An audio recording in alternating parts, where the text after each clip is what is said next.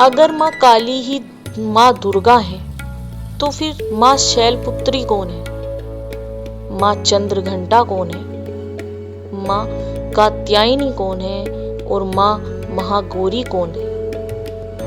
क्या ये सब अलग अलग देवियां हैं या एक ही शक्ति का विस्तार है? आज हम जानेंगे कैसे माँ दुर्गा के 9 रूप और माँ काली का प्रचंड स्वरूप मिलकर बनाते हैं शक्ति का पूरा ब्रह्मांड। ये तो हम सब जानते हैं, शुरुआत में केवल ऊर्जा थी और वह ऊर्जा थी आदि शक्ति।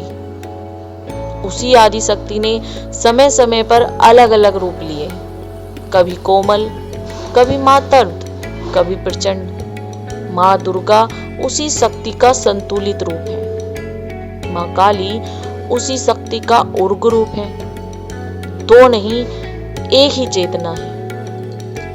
आइए सबसे पहले जानते हैं माँ दुर्गा के 9 रूप, जिन्हें हम नव दुर्गा के नाम से नवरात्रि में पूजा करते हैं। नवरात्रि में जिनकी पूजा होती है वे हैं नव दुर्गा। ये 9 अलग अलग देवियां नहीं बल्कि एक ही आदि शक्ति के 9 पड़ाव हैं, जीवन की यात्रा के 9 चरण। आइए हर रूप को थोड़ा थोड़ा गहराई से समझते हैं। माँ शैलपुत्री, शैल यानी पर्वत, पर्वतराज हिमालय की पुत्री, इसलिए नाम पड़ा शैलपुत्री। यह वह शक्ति है जो पिछले जन्म में सती थी, अब पुनः जन्म लेकर माता पार्वती बनी। यह रूप हमें सिखाता है जीवन की शुरुआत धैर्य और स्थिरता से होती है। पहला कदम हमेशा जमीन से जुड़ा होना चाहिए। दूसरे नंबर पर आती हैं माँ ब्रह्मचारिणी, तप की अग्नि, हाथ में जप माला और कमंडल, यह तपस्या का स्वरूप है। इन्होंने वर्षों तक कठोर तप किया, केवल सिक्को पाने के लिए। यह रूप बताता है बिना तप के, बिना त्याग के कोई भी महान लक्ष्य नहीं मिलता। नंबर 3 पर आती हैं माँ चंद्रघंटा, जो साहस की ध्वनि कही जाती है। मस्तक पर अर्धचंद्र जो घंटा के आकार जैसा दिखता है। यह युद्ध के लिए तत्पर रूप है। शेर पर सवार 10 भुजाएं।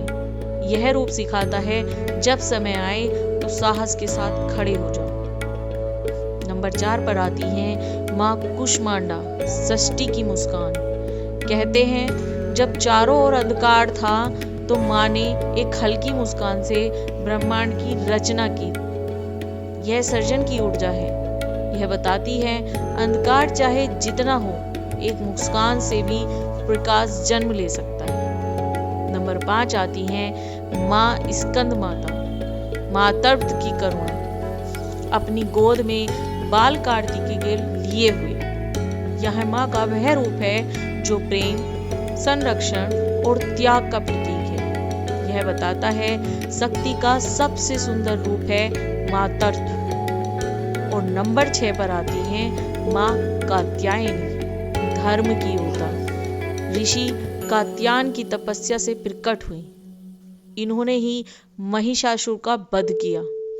और यह रूप सिखाता है जब अन्याय बढ़े तो शांति नहीं, संघर्ष आवश्यक है। और नंबर 4 पर आती है माँ कालरात्रि, अंधकार की अंतिम सीमा। यह नवदुर्गा का सबसे उग्र रूप है। काला वर्ण, खुले बाल, भयंकर स्वरूप। लेकिन ध्यान दीजिए, इनका नाम है कालरात्रि, अर्थात वह जो स्वयं अंधकार बनकर अंधकार को मिटा दे। और यहीं से शुरू होता है माँ काली का रहस्य। कालरात्रि ही आगे चलकर पूर्ण प्रचंडता में बदलती हैं और वही बनती हैं माँ काली। नंबर 8 पर आती हैं माँ महागौरी, शुद्धता की शांति। कालरात्रि के प्रचंड रूप के बाद आता है शांति का स्वरूप, श्वेत वस्त्र, उज्ज्वल आभा। यह बताता है हर अंधकार के बाद प्रकाश आता है। और नंबर 9 पर आती है माँ सिद्धिदात्री, पूर्णता की प्राप्ति। यह अंतिम चरण है जहाँ साधक को सिद्धियां मिलती हैं। यह पूर्णता का प्रतीक है। अब हम बात करते हैं काली माँ की, जो काल रात्रि से काली तक का सफर। जब काल रात्रि की ऊर्जा और भी प्रचंड होती है, जब अधर्म अपनी सीमा पार करता है, तब वही शक्ति पूर्ण उग्र रूप लेती है और प्रकट होती है माँ काली। दुर्गा माँ संतुलन है, माँ काल रात्रि चेतावनी है, माँ काली परिवर्तन है। तीनों अलग नहीं है, एक ही शक्ति की यात्रा है।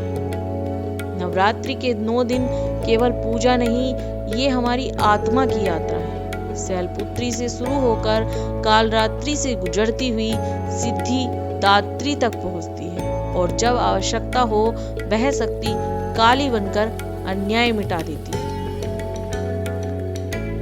अब बात करेंगे माँ काली का क्रोध, जिसको शांत करने के लिए भगवान शिव ने खुद उनके चरणों को स्पर्श किया। जब अधर्म अपनी सीमा पार कर गया, जब दानवों की हंसी में निर्दोषों की चीखें दबने लगी, जब रक्तबीज जैसा असुर अजय हो गया, उसकी हर रक्त की बूंद से नया दानव जन्म लेता है। जितना उसे रोको वह उतना ही बढ़ता जाए। देवता व्याकुल थे, धरती कांप रही थी, आकाश रिक्त में हो चुका था। माँ दुर्गा युद्ध कर रही थी, परंतु संतुलन के साथ, व्यवस्था के साथ। पर यह युद्ध अब साधारण नहीं था। दुर्गा का क्रोध इतना हो गया कि उनमें से ज्वाला प्रकट हो गई, और वही ज्वाला थी दबी हुई प्रचंडता, धर्म की अंतिम चेतावनी। और उसी ज्वाला से प्रकट हुई माँ काली, काला वर्ण जो अंधकार को समा जाए, खुले बिखरे बाल जो बंधन तोड़ दे, गले में मुंडों की माला जो अहंकार के अंत का प्रतीक हो, और जीवा बहार जो रक्त बीज की हर बूंद को धरती पर गिरने से पहले ही पी ले। अब केवल युद्ध नहीं था, वह प्रलय था। अगर दुर्गा व्यवस्था है तो माँ काली परिवर्तन है, और अगर दुर्गा संरक्षण है तो काली शुद्धिकरण है। रक्त बीज का अंत भी हो गया, दानवों का नाश भी हो गया, पर काली माँ का प्रचंड रूप अब भी शांत नहीं हुआ। उनकी आंखों में ज्वाला थी, उनके कदमों से धरती कांप रही थी। वह अब केवल दानवों का नहीं, अहंकार, भय, ज्ञान सबका विनाश कर रही थी। देवता भयभीत हो गए, अगर यह प्रचंडता ऐसे ही चलती रही तो सृष्टि का ही नाश हो जाएगा। तब स्वयं शिव आगे आए। उन्होंने कोई अस्त्र नहीं उठाया, कोई युद्ध नहीं किया, बस शांत होकर माता काली के मार्ग में लेट गए। वे जानते थे शक्ति को शक्ति से ही नहीं रोका जा सकता, उसे केवल प्रेम और चेतना से शांत किया जा सकता है। काली माँ जैसे ही आगे बढ़ी और अनजाने में उनका चरण शिव के वक्ष पर पड़ गया, क्षण भर में समय रुक गया। काली माँ की ज्वाला थम गई, उनकी आंखों की आग पिघल गई। उन्होंने देखा वह जिन पर खड़ी है वही उनके अर्धांग, उनके शिव है। लज्जा से उनकी जीवा बाहर आ गई। यह लज्जा हार की नहीं थी, यह चेतना की वापसी थी। यह दृश्य केवल एक कथा नहीं, यह ब्रह्मांड का गूढ़ सत्य है। शिव बिना शक्ति के सब है, और शक्ति बिना शिव के दिशाहीन ऊर्जा। दुर्गा माँ और काली माँ दोनों शक्ति हैं। शिव वह चेतना है जो शक्ति को संतुलन देती है। जब ऊर्जा नियंत्रित हो जाए तो उसे प्रेम और जागरूकता से शांत करना पड़ता है। माता काली का शिव पर खड़ा होना यह नहीं दर्शाता कि वह अहंकारी थी, यह दर्शाता है जब क्रोध नियंत्रण से बाहर हो जाए तो चेतना उसे छूकर शांत कर देती है।